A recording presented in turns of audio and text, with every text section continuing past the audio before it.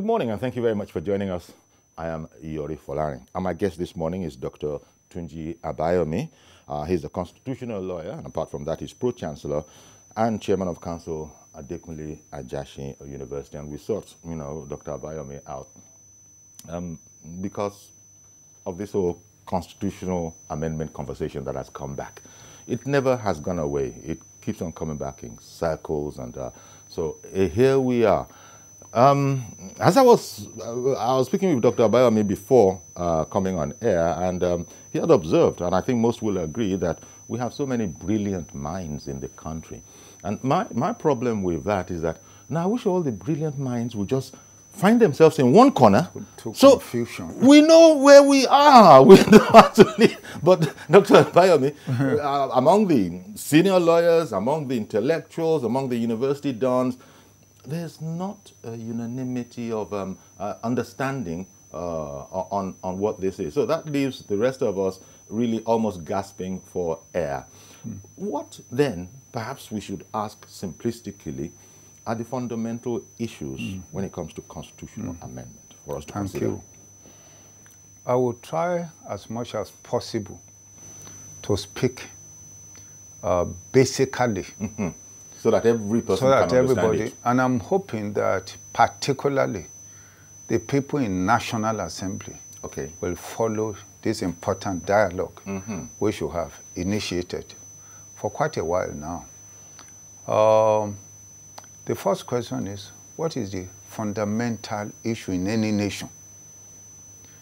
The most important fundamental issue in any nation is the constitution of a nation. It must be understood that the development of nations and civilizations was a reaction to dictatorship on the ground that power corrupts. Absolute power corrupts absolutely. And because when power is vested uncontrollably without embarkment in any body or oligarchy, the people are endangered. Their rights is destroyed, whether political, social, or economic. That is the essence of coming to now come up with the idea of a constitution. And what is a constitution? Sorry, sir. Yes. From that opening gambit, who then produces this constitution? That's exactly a very good question. And it's essentially, it attempts to answer the same question I put. What then is a constitution? A constitution is nothing but just an agreement. I'll give you a good example. Assuming that this round table is our father's property, like Nigeria, and then we want to manage this father's property. Let us, for example, say a cocoa farm. We sit down, you are there, I'm here. Another sibling is here, and another one is here. And then we discuss how we want this our father's property, that is our collective inheritance. How is it to be managed? What may be called quid pro quo. We agree. We discuss. We come up with what we might call an ideal or idea, how it is to be managed. That coming up with that idea is what we call a constitution. That is an agreement of the people on how they are to be governed. Each person brings his own idea to the other. Now, going back to the very simplistic example you've given us so that we can understand it fully, does, using the analogy of the table, Nigeria, everybody, joint Commonwealth, does the Constitution in this sense then just evolve from our own goodness, our own understanding that we are all members of one family, and so it evolves and we can always say, oh yeah, that's what we agreed? Now, in the case of Nigeria, there's nothing like that. Nothing like that has ever happened.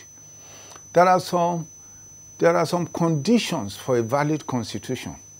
First, there must be freedom.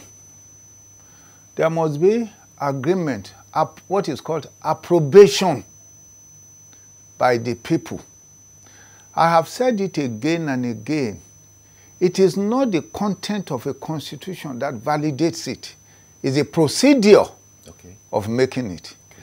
Now, why a constitution is defined by legitimacy, a law is defined by legality.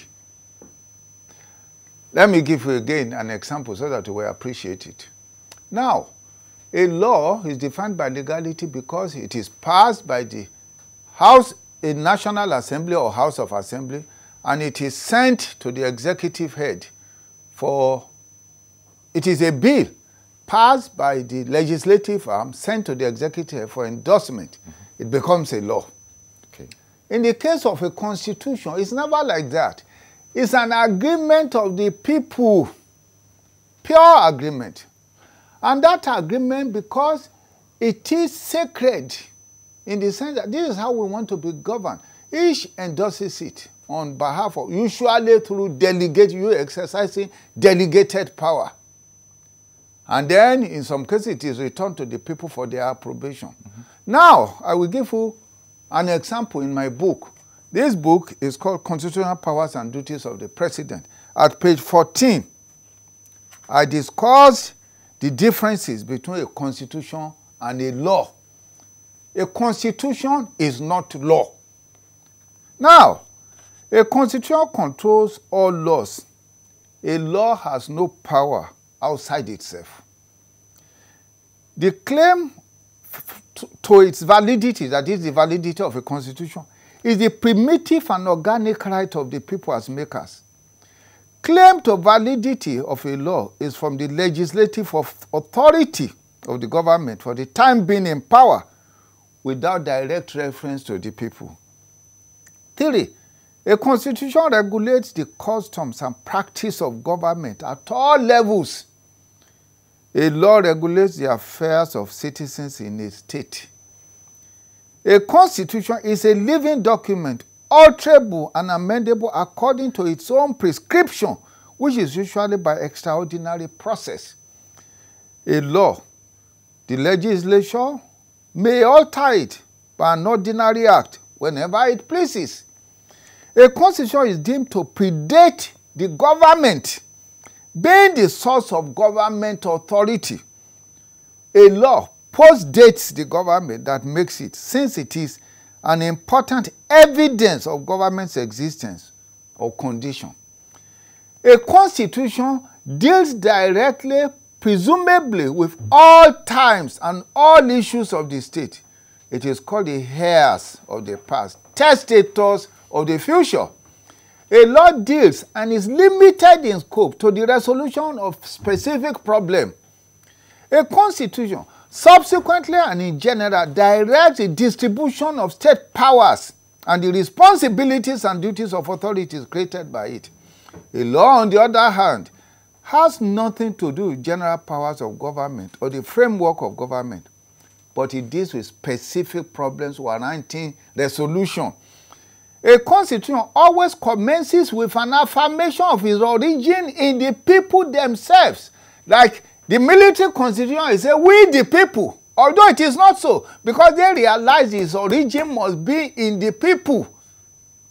But a law commences with various beginnings, such as short titles, definitions, or commencement without direct reference to the people.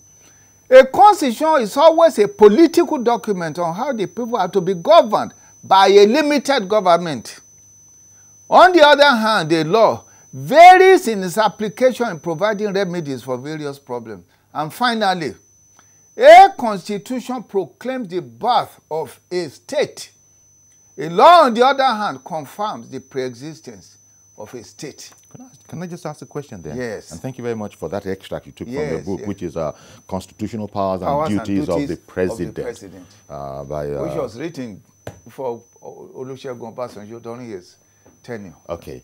Should the National Assembly then be concerning itself with this whole matter of arranging, as it were, the constitutional amendment? Now, that shouldn't be their preoccupation. Their preoccupation is to ensure that the Nigerian people have their own constitution, a constitution of the people, by the people, and for the people. Does that mean a constituent assembly specifically and exclusively for that purpose? It could be by a constituent assembly. It could be by any means. The important thing is that the origin of the process must be in the people. Okay. You can have a constitutional convention, but the root must be in the people. In the case of the Nigerian constitution... Does that, sorry, sir. Does that definition, as you explained it, does it cover the 2014 conference that we No, the reason why it didn't cover it is that that was in the origin of the government. It is not a government that gives a people a constitution. It is a constitution that gives a people a government. If you look at the situation of Nigeria, again and again there have been series of attempts. Obasanjo had several, Jonathan, others, they keep coming up with ideas, something. But the problem is that you have not gone into the foundation of the problem. The foundation of the problem is that the constitution of the people by the people does not exist in Nigeria. In fact, there is a case which was brought by this Yaqoob to court when the issue as to whether the amendment of the constitution should go to the president. Because ideally, if it is a valid constitution, an amendment should not go to the president. It's a document of the people. And the legislature represents the people. Okay. They should just pass it and it becomes an amended constitution. But the court said it has to go to the people, understandably, because our constitution is a decree. And what is a decree? A decree, the other name of a decree is forced law. Now, let me explain further to you, for the people of Nigeria to understand the issue. In 1984, Decree 1 of 1984, what is called supremacy of powers. The first thing he did is to suspend the constitution. So no constitution. The military now invests on itself the power, the legislative, the totality of the legislative power of the Federal Republic of Nigeria and the executive power. Because the first thing they do is suspend the National Assembly. They suspend the constitution. And the constitution. The constitution. They now invested in themselves the legislative power. They, of course, suspend the National Assembly. They now took over the legislative power of the National Assembly. The first question you will ask is that, what is the legislative power of the National Assembly, the totality of it, which they invested on themselves? The power to make law for peace, order, and good government. The power to make law, making law is, I pass a bill, I send it to the head of government, the executive head. That is what it invested on itself. Not the power to make a constitution. You don't make a constitution like you make law. Okay. You agree to a constitution. It didn't give itself. So the lie, we, the people, in the current constitution, yes, is a serious problem. It is a lie. But they realize, the military itself realized that a constitution must emerge from the people. That is why I say, we, the people, haven't solemnly, you know, of course it is a lie. It says, whereas the federal government, where all of that, which are all lies, it then says, now therefore the federal military government hereby decrees as follows. There shall be for Nigeria a constitution which shall be set out. The constitution set out, it shall go into force on this date. Even it came into force before government. Now, the constitution now, what does it now say? It says, we the people, this is what it says. It says, we the people of the Federal Republic of Nigeria having firmly and solemnly resolved to live in unity. It realizes that this constitution, its legitimacy and validity depends on that we the people. But it knew it wasn't with the people. It lied about it. The lie is in conformity with constitutional logic. Throughout human evolutionary progression, it must come from the people. Now, when it realized that it didn't have the people, it just called it Decree 24 of 1999 because it has a power to make law, to make decree. And you've explained how that is different entirely from, a law is different from the Constitution. Entirely from the Constitution. They gave themselves the power to make law, but they didn't give themselves the power to make a constitution. That is why that case said, no, the president... That is the Yaqoob case. Yes, he said the president must sign it because it is a mere law, not a constitution. How much good, therefore, Dr. Bayomi, would the current exercise or initiative of the National Assembly, how much good do you think that's going to do us? We do not. It will not bring peace or that good going. It's a waste of time. Because people are thinking that this will be the bedrock, the foundation for the much clamored for restructuring, realignment of of how we're going to live together and all of that. When you are talking of restructure, do you restructure a nation that has no structure? A structure of a nation is its constitution, is the foundation. It's like you are saying you want to build, you want to reorder the foundation of a house that has no foundation. So where does this leave us then in terms, as you've explained that, look, legally speaking, yes, you know, or legalistically, I don't know which one is correct. Yes. We, as you've just said, hardly have any structure. So what are you restructuring? That is it. What therefore, I mean, we need to do is to build a structure for Nigeria. How do you then build a structure for Nigeria? It is through the process of making a Nigerian constitution. And Nigeria is a very unique nation. Let me tell you the uniqueness of this nation. I'm confused.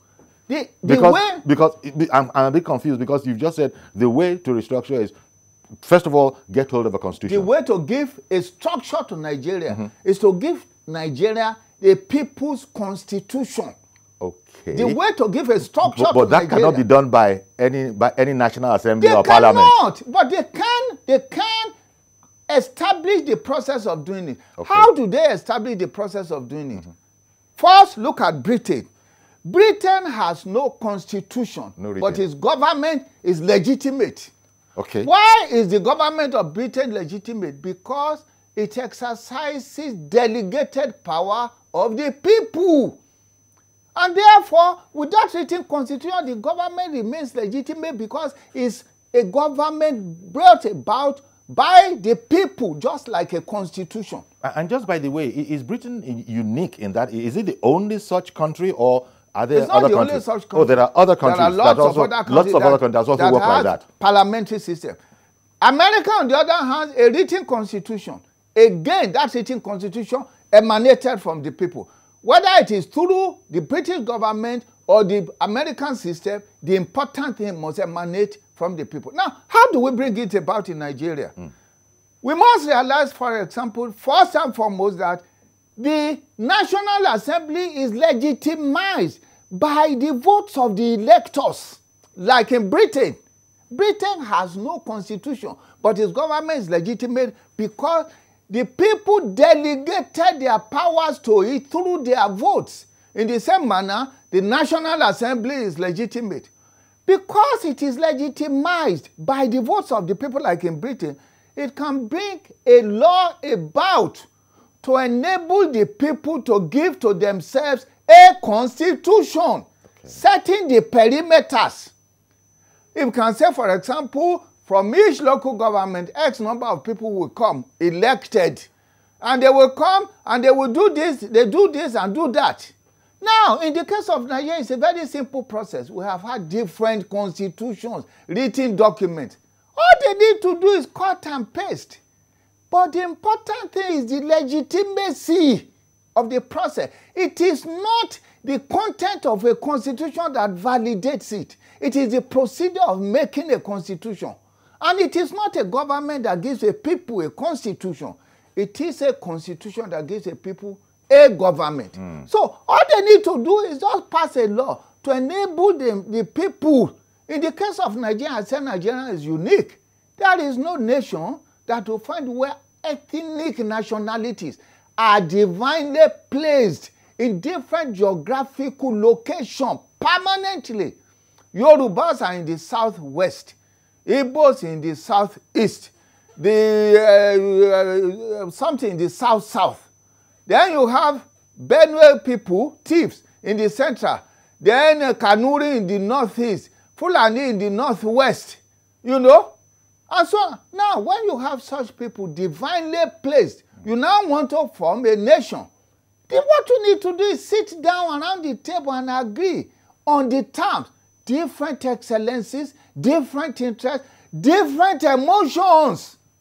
You now share and say, okay, these are the issues for me. These are the issues for you. These are the issues for you. Through quid pro quo, you now come together. In the case of Nigeria, we may come to a realization that a better arrangement, constitutional arrangement for us, may be, for example, a confederal government where the various units have greater autonomy and independence rather than a federal unit. We may come to a conclusion, an entirely different arrangement that suits the Nigerian condition and so on and so forth. But to be able to do that, you've got to come together on a round table and agree. In the case of Nigeria, that has never happened. Under the colonial, we were summoned. I call it a writ of summons to Lancaster, and they come up with something. Under the military, they just foisted on us. So the problem of that, the fundamental issue, is for Nigerian people, the various nationalities, to come together and agree. Perhaps, Dr. Baum, one of the key issues is that I have heard various opinions on this. One, there are those who favor, I think, something that you've described, which is strong federating units and a weak center. There are others who go the exact opposite way, say, no, we can't afford that. There must be a strong center, and they're even accusing each other that those people in the West, you know, in the South, in the West, they favor a weak center. And we know that the only thing that can get us anywhere is a strong center. So, diametrically opposite positions. There's no problem with that. If we read the Federalist Papers, during the constitutional dialogue of America, Dr. Quinn, the French philosopher, he said 55 of the greatest minds that ever inhabited the earth. He described them as the greatest mind that, if you see the intensity of the discussion, the depth, the intellectual content, the confrontation, in order for them to come finally to a constitution for America that has lasted and made America the greatest nation in the world, you will understand that those are not the issues. There's no way. It's like as iron sharpens iron. When you are coming up, you want to come with the best. If you are coming with the best, you cannot come with the best through weakness. You can only come with the best through strength and power and energy. It seems to me that what you're explaining, and I find this very, very exciting, not being a legal person myself. This is exciting, and I think most people will be able to relate to it. It seems that indispensable to this whole project must be trust, mutual trust. I'm not sure that we are blessed with that. We have wounded trust, even much more than before. What should have happened? And in fact, I wrote to the president of Nigeria on this. I remember there was a day at the villa. We were discussing this. After prayer with President Olusegun Obasanjo, I recall that quite a number of people like Obi Ezekiel Bruce and all of them were there. And I was telling them that the constitution, the military constitution, is the fruit of a poisonous tree. The poisonous tree is the military. And it has given us a strange fruit. Strange, yes. It's a fruit of a poisonous tree. And that is why we have not moved on. What the civilian government should have done immediately coming into power is to see that this thing they give to us, is it of the people, by the people? That's the first question they should have raised. If you see the absurdity of the Constitution, even the Constitution didn't come into power, into force, until 12 midnight of May 29 of 1999. In other words, after all governments have been constituted. But it is a constitution that ought to create government. And are you very surprised that what you say should have been the first order of business for a civil administration coming in? That should have been. But they looked away from it. They looked away. Because of the compromises, perhaps. Because I'm suggesting the compromises of arriving in power. They were more preoccupied with their privileged position. And consolidating their hold. And disregarded the hope of the people of Nigeria. That is why we have great disorder in this nation today. So how do we fix it? Because it seems like a noble idea, this current exercise by the National Assembly that we're discussing. But I don't know how well it's going to work, because you've explained at length how do we fix it? The National Assembly is going on a voyage of discovery, confusion. It doesn't really know. People see what is happening. It is sad. You take a National Assembly, they pass what they call constitutional amendment, and then they said that they are going to send it to the houses of assembly. And then after you send it, you still have to send the same thing to the president for its assent. There's confusion. Because that is the way, classically, we are taught from school, you can amend the National Assembly. Yes. So you get the two-thirds majority in all the houses of the Federation. But that is if you have a legitimate constitution, and you don't need the president to sign an amendment of a constitution. The constitution is a document of the people, not of government. A law is a document of the government for the people. Constitution is a document of the people for government. A law is a document of government for the people. There's a difference. Now, one of the problems here, as you've explained, is because you said to me, how do you go about restructuring an entity that has no structure? Now, there are those who say that right now in Nigeria, we are tending towards regionalism.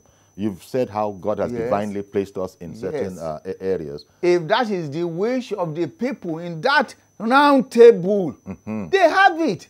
If it is something else, they have it. If it is a new creation, they have it. But they must agree around that table. That is it. That is how to build a nation. It is just as simple as I told you. This is our father's cocoa farm. How do we manage it? In the case of the military, our father's cocoa farm, one of our brothers took a gun and then said, this is how you will manage it. This is the law with which you will manage it. And we are helpless as a nation. And in that law with which they say we will manage it, that law told a lie about itself. It said, we, the people, when it is total lie. And that law, it is also false law, Decree 24 of 1999. It is decree false law. And our leaders are the very set of democracy. What should have preoccupied them is the people's right to give to themselves a government through a constitution. But they fail to do that. So people say, I've heard people say that the way we're going, if we're not careful, it'll be the tail wagging the dog as opposed to the dog wagging the tail. Is it not what is happening now? Who is satisfied with this nation today? Who? Not even the president of Nigeria is satisfied with Nigeria. Okay, I've got to go on a break, Dr. Baum. Yes. And so when we come back, we'll continue this. But I imagine that there are teaming viewers out there who actually have their own opinion and also want to ask a question. And yesterday, it was only the guys who called in. And I'd observed that there are ladies out there listening and are not calling in. Maybe today will be different. Stay with us. We'll be right back.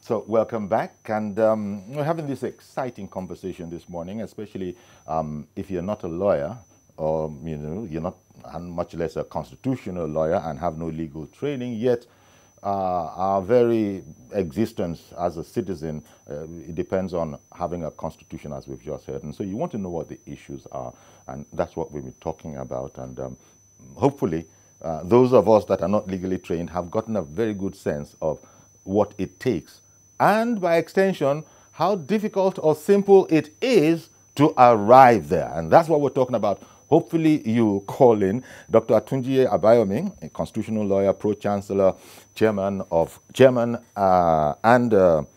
Pro-chancellor and chairman of council, yes, Adekunle Ajashin University, is our guest this morning.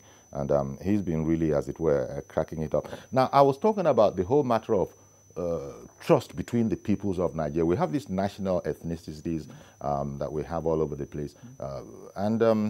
It is my sense that people are looking at each other, as we say locally, through corner eye, just looking sideways, because are we sure that this whole thing is not to do us out of what, quite frankly, we have regarded as our right? We must appreciate something. Is it new to us as a people? Before independence, our people started to talk on the type of government they wanted. They kept this discussion going until independence. The British have done us something dirty. Yes. By the way, it is said that they handed over everything. Yes. It wasn't, one reads, it wasn't done democratically or to the mutual satisfaction of all. Yes. Apparently, they just handed it down, as you have observed, yes, yourself, that this is the like constitution that we shall... a writ of summons. Yes, like a writ of summons. But at least there was some kind of discussion, some kind of going. The whole Lancaster House. It's a perverted discussion, so to say. But you're saying that we had something to work with, that we could have worked on it and developed it, is what you're saying. Since that time, we have refused to have sensible discussion. Because the way it was left seems to benefit some more than others. Yes. And you will find that those that it has benefited the most are probably the most vociferous against, of course, any kind of a change. Look, it is just a sad situation. If we take the situation of Nigeria, look at the situation of the constitution that is given to us. You created, as a simple example, the population of Lagos is more than the population of Kano. Mm-hmm. You created 24 local governments for Lagos. For Lagos State, you created 24 local governments. For Kano, you created 40 local governments. By the military, the one-sided military. Mm. But that is not the more, for me, the greater concern is the fact that I didn't hear any voice from the North talking about the injustice. I didn't hear any voice. So how do you build a trust when injustice is committed against me? Mm-hmm. And there is injustice against me, and you are not even you do not even show understanding? How do you then build trust? Well, that is, I suppose, that is an albatross, as it were, yes, around our neck. Yes. Okay, Kennedy, where's Kennedy calling from? Good morning. Good morning, Mr. Kennedy in Port Harcourt. Good morning to you, Mr. Yori. Good morning, sir. And to the highly respected legal voice in the studio. Good morning to you, sir. Thank you. Good morning. Please, there is this very confusing question that I've had to ask myself several times, but I've not been able to provide an answer to. So I would like very much to put the answer to you, sir. Yes. In the House, sir, we have representatives. We have what? Yes. Can we get some volume, please? We can't hear well in the studio. We have representatives, I am sure. Okay. Yes. And these representatives, they come from our various constituencies. Yes. That go there and represent us and be our voice. Yes. And then, Uncle Yori, I will agree that if you want me to do something for you, you'll send me on an errand and then tell me how to do it. Yes. And then by the time I get there, I am not doing it the way you want. I'm sure it will be best you recall me back. Yes. Now, if we send our various whoever we feel qualified to go there and represent our voices, and then they are not doing what we sent them there to do, is it not just advisable that we recall them back? So why not we take, if we are very serious about this restructuring thing, why not we do ourselves the favor of recalling our representative, who should be our voice, telling the people what we want and making sure what we want is actualized. Why don't we recall them back and then have them do what we want them to do? If we go this way, I am sure this restructuring thing will not be as difficult as we are making it, as we are understanding it to look. So why not we toe that line, help our representative understand what we want them there to represent us to do. That is by making our voice heard as to what we want and how we want it. Okay, okay, Mr. Kennedy. Thank you very much for calling in. All of that are issues to be discussed in the Constitutional Convention. For example, you may decide that in the case of Nigeria, we need to have a much easier way to recall our representatives. Or you may have some kind of strategy how to call them or hold them to their responsibility or control them. All of those issues are issues that we agree upon in a constitutional convention. But the objective is to get a true constitution That first. is it. You know, before everything stands up. It's like a true foundation. Because the right objective is to have we want to build a house. But there are those who are saying, sir, and you must have heard it, that look, the Constitution is the 1999 Constitution is not perfect, but there's enough meat on that bone for us to work it. What do you say to that? That's not the issue. Unfortunately, it's like saying that if I write a constitution, I'm a constitutional lawyer. Yeah. I just finished my third work, Judicial Powers of the Federation. One on the presidency, the other one federal legislative. I just finished the third one. Now I can write the best constitution for Nigeria. Put it in writing, like Rotimi Williams or Professor Nwabueze, who is the leading constitutional lawyer in Nigeria. Does that make it okay? You can say, oh, there's meat in it. It's beautiful, it's the best, it's greatest. But it is illegitimate. That's the question. That is the issue. That's why Nkrumah... And legitimacy comes from... the people. That's why Kwame Nkrumah said, a people have a right to govern or misgovern themselves through their constitution. Therefore, if they put something in that constitution and they agree on it, and it is stupid, it is legitimate. On the other hand, if I write something to man, it is the greatest thing in the world. It is illegitimate because it did not emanate from the people. The people, the people, the people. This one emanated from the military. The other one emanated from the colonial leaders. Where is the constitution that emanates from we? As this false constitution said, we the people. So effectively, from your analysis, the National Assembly right now, with this particular project, is just going through the motions, actually. The same motion or the other ones have gone through. Yes. How can you do the same thing all the time and expect to have a different result? When you are not a madman, you can't get a different result. You need to go to the fundamental. You have a house that is collapsing. You keep putting wood. You put cement. You patch it. You do this. But there is no foundation. You will continue to do that to restructure the house in perpetuity. You will have no peace, no good government, no order, because we continue to patch and patch and patch until you go to that foundation so that that house can stand. Nigeria cannot stand as a nation unless you go to the foundation to build an appropriate foundation for Nigeria through a constitution of the people, by the people, and for the people. Mr. Joshua in Irrawaddy, good morning, sir. Uncle Yori, good morning. How are you? Very well, thank you. Thank you for calling in. I greet your erudite lawyer there, Dr. Abayomi. Thank you very much. Thanks. We still have sane voices speaking to our sensibility in Nigeria. You see, we need to rescue this nation. And that's what he is saying. You know, this constitution is like we need a nation. I've always asked myself, what is it about Nigeria that we all want to build around? What is the unifying factor for us as Nigerians, I have not found. You see, we have a Nigeria where sectional interest, religious interest, ethnic interest, everything that ought to divide the people is what we project, is what we propagate. We have a Nigeria where we cannot point out one thing that is unifying everybody. Like he's saying there, you have a section of the country who are Hausas, you have Igbos, and then you have the Yorubas. They have not talked about the people they call minority tribes. I have no part, no portion in Nigeria coming from the Middle Belt. You just see these three brothers fighting how to share.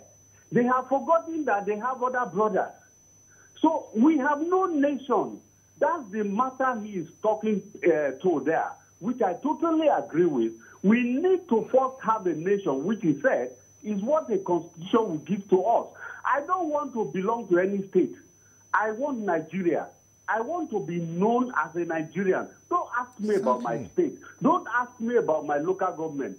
First, I want to be a Nigerian. I want to have that sense of belonging and patriotism. That is what makes us a nation, and that's what he's talking about. I totally agree with him, and I pray that we will reason together and begin to change things in this country. Thank you, sir. Thank you, Mr. Joshua. Mr. Ayori, this nation is very unfortunate. It's such a great nation. I was listening to news yesterday. It said that 70% of all foreign doctors in America are Nigerians. It said 4% of PhDs are PhDs, as against 1% of Americans. If you look at the statistics, you say, this nation, I just read this morning in the night, a family, all the 5 children are physicians. One is a neurosurgeon, another one a consultant gynecologist, another family, Nigerians. You can go to any sector. This is a nation that is endowed in a very unique way by the God Almighty. But we can't organize ourselves. But a nation that is underdeveloped by her own leaders, tormented by lack of vision. Good morning, Reverend Dominic. Good morning, Chief Yore. Thank you for calling in, sir. Good morning, Dr. Aboyemi. Good morning. Doctor, I want to disagree with you this morning. Yes. I'm not disagreeing with you because you're not right, you're not forthright. You are a follower for too long. In Nadeko, I followed you very well. Thank you. But I'm going to disagree with you because of my frustration about Nigeria. Yes. You said when we have a constitution that we will have a good governance. Yes. I want this one to see. The governance comes from the attitude of people. If we get this constitution from people today, with the attitude of someone like Ibori in the Delta, with the attitude of someone like Carlo, my governor in Abia, we did turn their heart. Which law or constitution that makes Cameron to left office, when he brought what they call Brexit, he worked against it, but people still were going out. And he said, well, because I'm not part of it as a head of government, I don't know how to go about it. He walked away. Theresa May came also, couldn't work, he walked away. What constitution by him? His attitude. With the government constitution in Nigeria, politicians' attitude, Nigeria will not be better. That's why I agree with you. Okay, I see what you're saying. Thank you very much. But all of that can be... One second. Okay. 1 second. Dr. Baum and myself agreed to bring Buhari in power because we what we call the liberal people are crazy government and making this restructure. What we see today, Nigerians are still Nigerians, no matter which side you are. Today we are frustrated. I mean, I'm a PC follower. I'm frustrated. Not be frustrated. Lastly, Dr. Baum, please go to the Senate and raise this voice. You are saying the right thing, but what will bring that constitution is people have to say enough is enough. But what has to change? People cannot change it. Thank you, sir. Okay, thank you very much for calling in, Doctor. I mean, Reverend Dominic.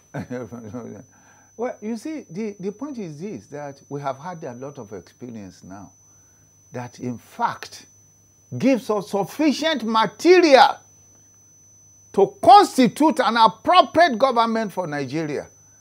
Now, he has spoken about Ibori, about Oji, about all of this. Different experience.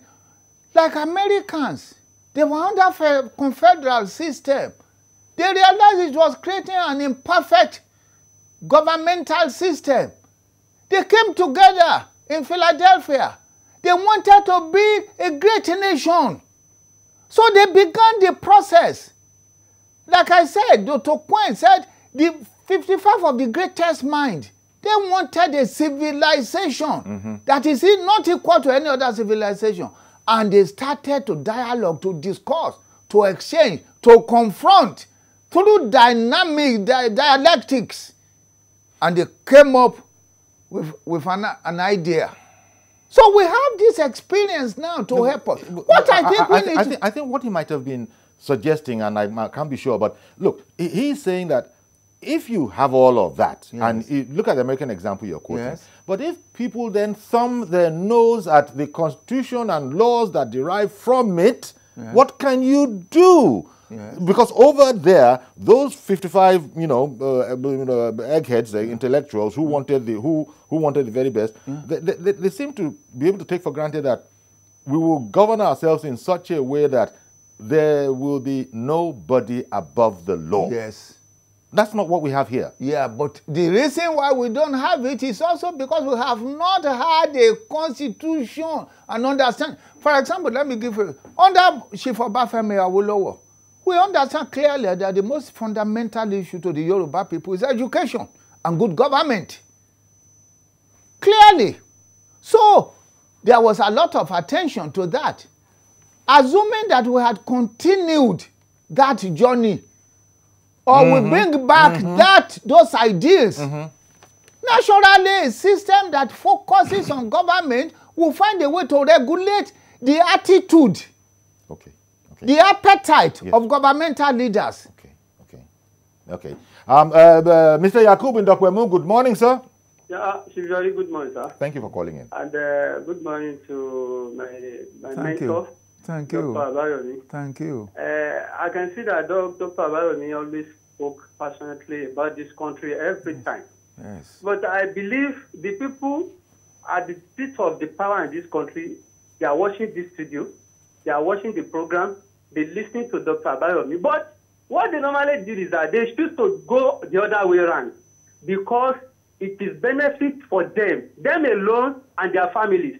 Then, I was saying that, Chief Yori, when the committee that was set up now that always goes about constitutional review now, they know that they are going a road where they can call a road of amount to nothing. And then they still want to spend the resources of this country where you know that you lack the capacity of changing the constitution the way it is. Now, Dr. Abayomi, somebody says that we need you in the Senate Assembly. I can tell Dr. Abayomi for free. If Dr. Abayomi gets to Senate today, you will see only you cry for this thing. The remaining of them, they will against you, and then you have nowhere to go. That is how our constitution is structured. Now, somebody says that this is our legislation, that they are not doing what we send them to that place to do. We should recall them. Dr. Abayomi, how is it easy for us to recall those people? And after you recalling them, you will see in our constitution, you still need to send the name of the senator that you recalling back to the Senate in order for the Senate to confirm that person to be recalling. You see, our constitution, it has scale. But my last question to Dr. Abayomi is this. You have been spoke.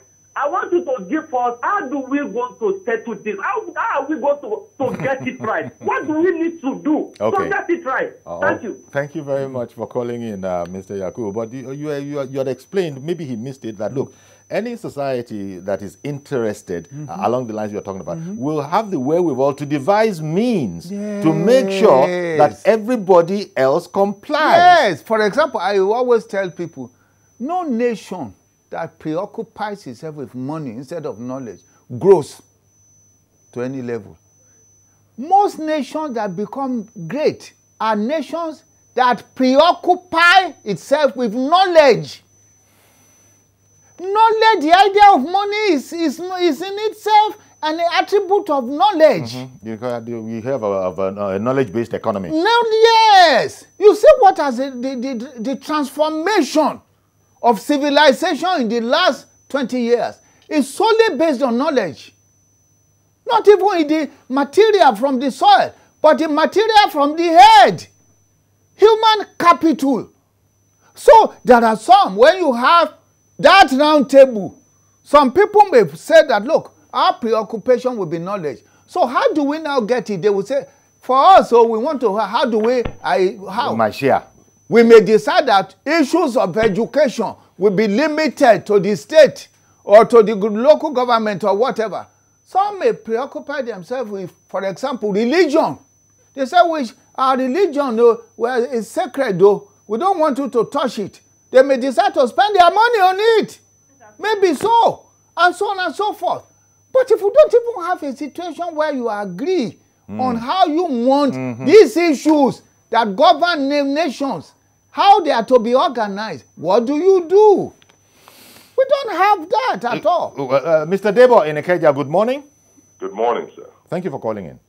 Yeah, good morning to you all. I've been listening carefully, and I have a question for the doctor. Yes. Good morning, sir. Yes, good morning. My question is, we've had opportunities of amending or introducing new constitution, and I've noticed that each government comes in, they tap around it, they don't really address the issue. Yes, the fundamental. Why is it that we keep talking about restructuring, we keep talking about the system not being fair, especially to minorities? Yes. But even when you have a minority president, or you have someone that claims that the system is not working, nothing, absolute nothing. Once power is being captured, everybody forgets about the Constitution. So I would like the doctor to please address that issue. Why is it that even when we've had power shift to the south, it goes to the north, it goes to the south-south, nothing, just lip service? It is interesting, and it's a good question. I wrote to the president. You know, I was close to President Obasanjo. I once wrote it because every year I wrote a letter to him, letter to the president for the new year. One of my last letters, I reminded him, your government will not be celebrated for the roads or for the water, but for laying appropriate framework for future governments. One of my suggestions is to help to give for this nation to come together to give itself a constitution that befits its hope for the future. I said that is how your government will be celebrated. What he's saying is correct. Everybody comes and goes because they want to protect their privileged position. And also want to, I imagine part of the problem that's maybe embedded in what Dubois was asking about is they want to influence how the Constitution shall be for the benefit either of themselves or their own people, which is different from the example you cited to us of people sitting down and beginning to think about what is the best for this society. Even if you sit down, don't care where it comes from. If you sit down, you may want to, there's nothing wrong with trying to fight the idea. Okay, maybe you want something for yourself more than the others. But the point is, you must even discuss. First. This is the point I'm making. Okay. Mr. George, good morning, sir. Thank you for calling in. Good morning, Uncle Yori. Thank you for calling. And greetings to Dr. Bayomi. Sure. Yeah, good morning. Uncle Yori, kindly permit me to disagree with the argument of this erudite lawyer. Yes, thank you. Okay, but very briefly, because you know we're close to breasting the tape. Yes, it seems to be a case of a bad workman blaming his tools. We didn't have, we had a kind of document when we had the likes of Awolowo, Azikiwe, and Tafawa Balewa. And today, people still refer to those people in that era that we had a good time in Nigeria. Okay. Our problem Mr. George, sorry to interrupt you. I remember as you are speaking now that you have the persuasion that as defective as the 99th Constitution is, we can still work with it. Exactly. It is working. It is governance we need to check, not the Constitution. You may have the best Constitution when you have bad people, who How do you check government? You will not get anywhere. Okay. How do you check government? Is the Constitution that checks government? The document does not correct governance. It is constitution that checks government. So the people who are, the attitude to governance is what we should be checking. Okay. Not the document with which we are governing. It is the document that controls government. Thank you, sir. Thank you very much, Mr. George. Okay, Mr. George, in fact, I didn't recall when I was telling of that group of society, but he calling in reminded me that, oh, that's Mr. George's position. So we're running out of time, but you were making the point that it doesn't, no matter how bad a person is, it is the Constitution that controls government. Constitution is about how we want to be governed. So the Constitution can check government. Yes, that's what I said. Do you remember what I read? The difference. It between controls the law government. And yes, the between the law and the Constitution. Constitution is about, it's all about government. How we want, we the people, how we want to be governed. How do we control the senator? I was in the Senate. I wanted to go into the elevator. They said I should go out. I said, why? They said it's for senators. I said, on my dead body, you will have to pull me out of here. So there is an elevator. There's an elevator for senators, and the people that elected them cannot even enter the elevator. That is the type of government we have now. Because they have they must protect their privileged position. Well, Dr. Baum, we've run out of time. I would have liked to keep this up for another 1 hour, and the women folk disappointed me. They didn't call in. It was all the guys again. Okay, you should just continue, ladies out there. Continue. But I think you've given us food for thought. Thank you. You've given us a lot to think about, whether you agree or don't agree wholly, but at least perhaps there's a lot more. There's a lot now that we can think about. And I can't really say much more because of the constraints of time. Thank you very much for being with us. Join us tomorrow for a fresh edition. And thanks to Dr. Tunji Abayomi once more. Thank you. Okay. It's my pleasure. So that's our program. Please join us tomorrow for a fresh edition.